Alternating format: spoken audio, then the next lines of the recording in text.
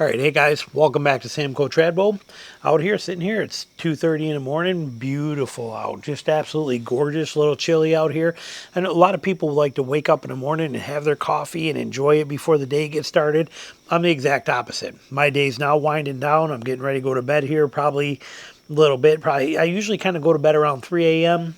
up by probably 9, 8:45, 9, kind of my day. So this is my wind down each night, relax, just come out here and chill for a second. And right now we're making a video while we're doing it. So today what we're going to do is I'm going to tell you a story of actually both, because they're two separate situations that both followed each other.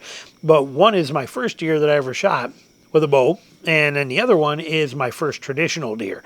So how this came about is back when I was 19 years old, I bought a Golden Eagle compound bow.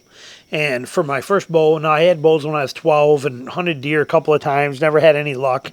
But this is my first foray into it for real. And I went and I bought this bow from Gibraltar Trade Center at a hunting and outdoor show, gun and knife show. And I bought this Golden Eagle, had it set. I went to, I don't remember the name of the archery shop, but I went and had it set up with an overdraw, everything. I got this thing dialed in. I was just drilling tacks with it, wicked setup. And, well, I got it all dialed in and all set in the month of September. October rolled around. I went up to my parents' place in Houghton Lake, and I went out there opening morning and didn't see anything. Actually, it's kind of funny.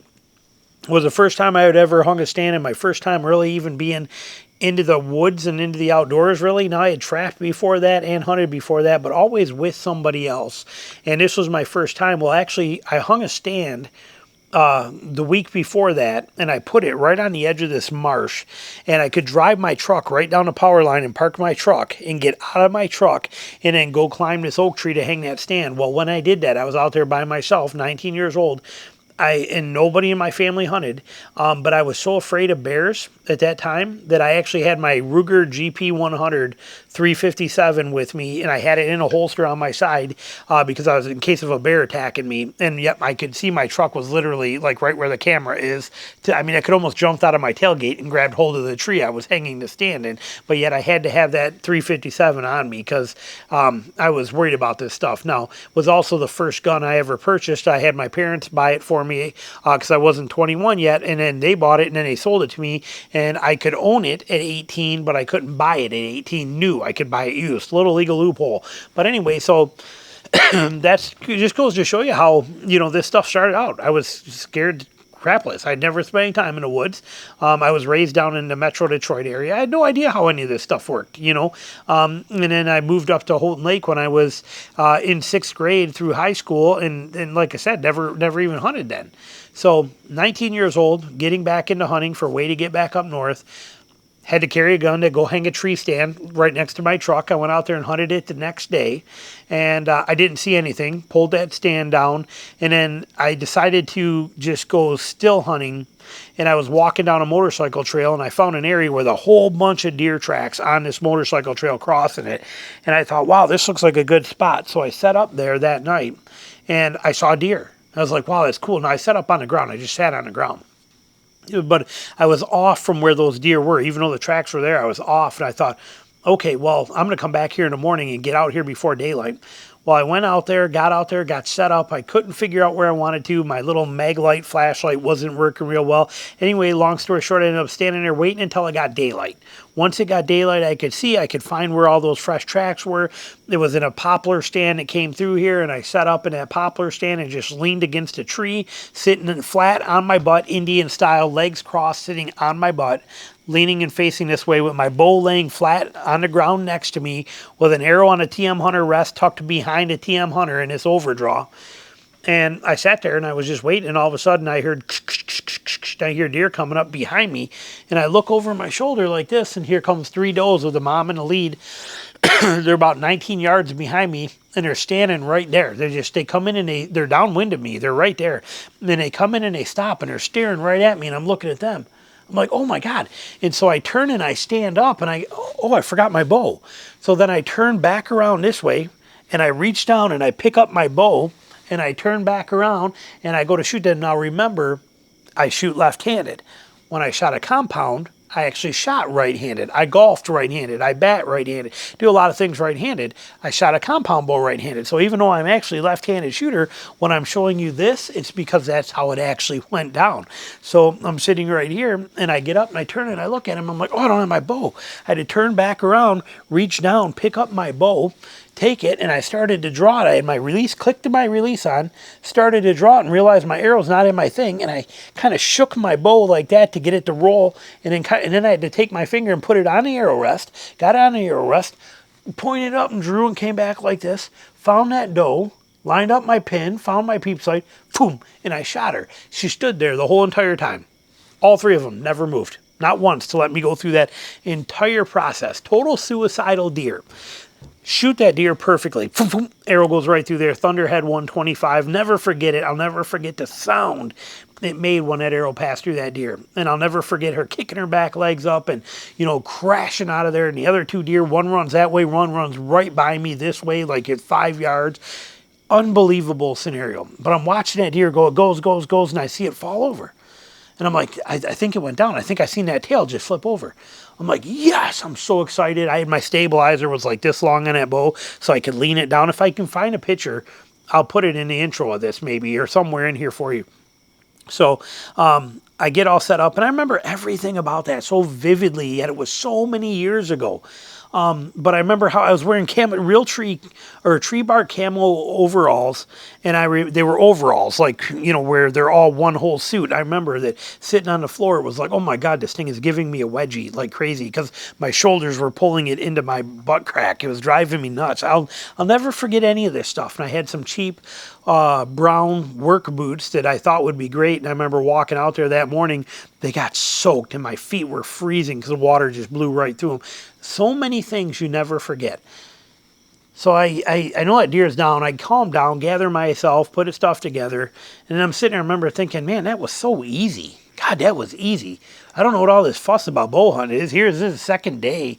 And this is easy, man. This is easy. But I'm like, okay, well, anyway, I go find that deer, and I see that deer, and I'm like, awesome. And I take some pictures with it. I'm all excited.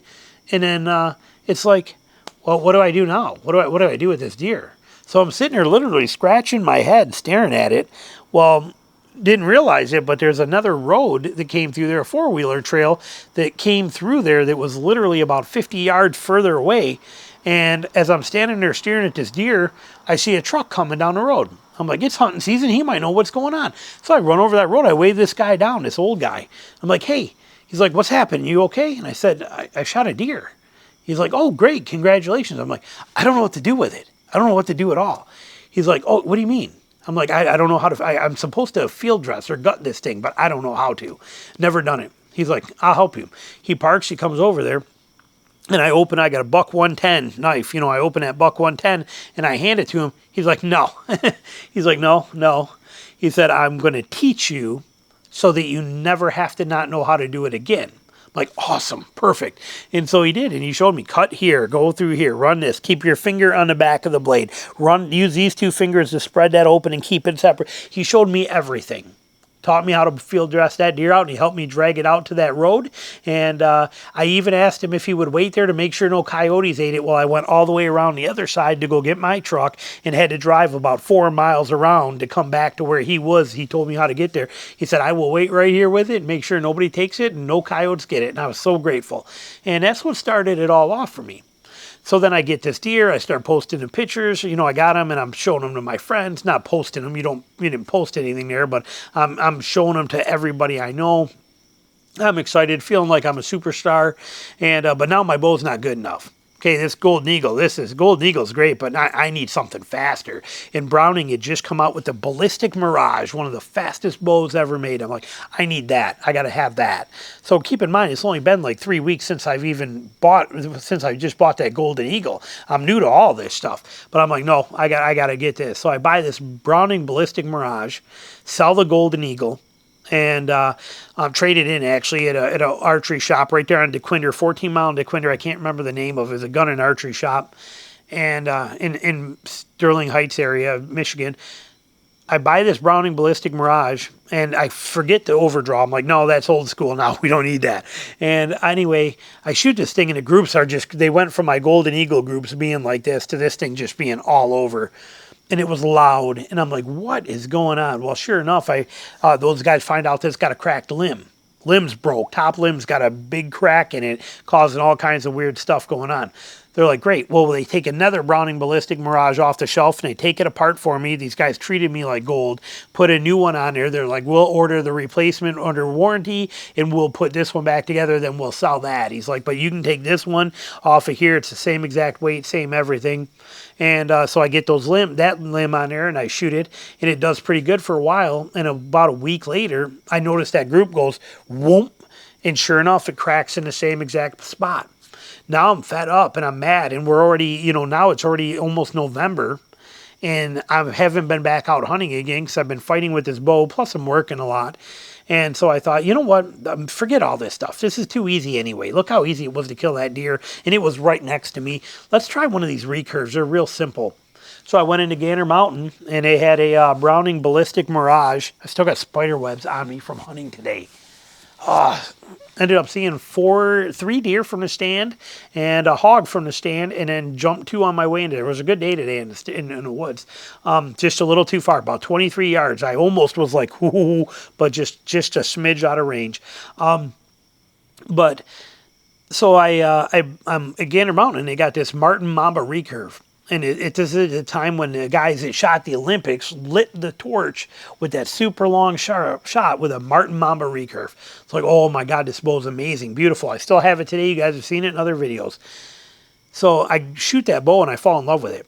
But then the guy noticed I'm closing my eye when I'm shooting. He's like, why are you closing your eye? So I'm actually taking that bow, I'm doing this. He's like, why are you closing it? He's like, let me check something.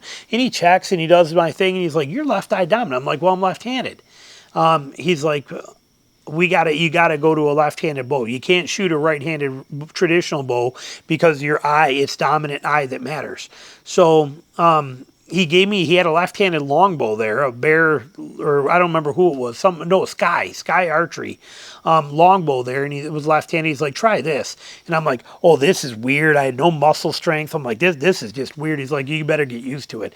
And so I ordered through them right there. I put in an order for that bow. They were shipping it right to my house.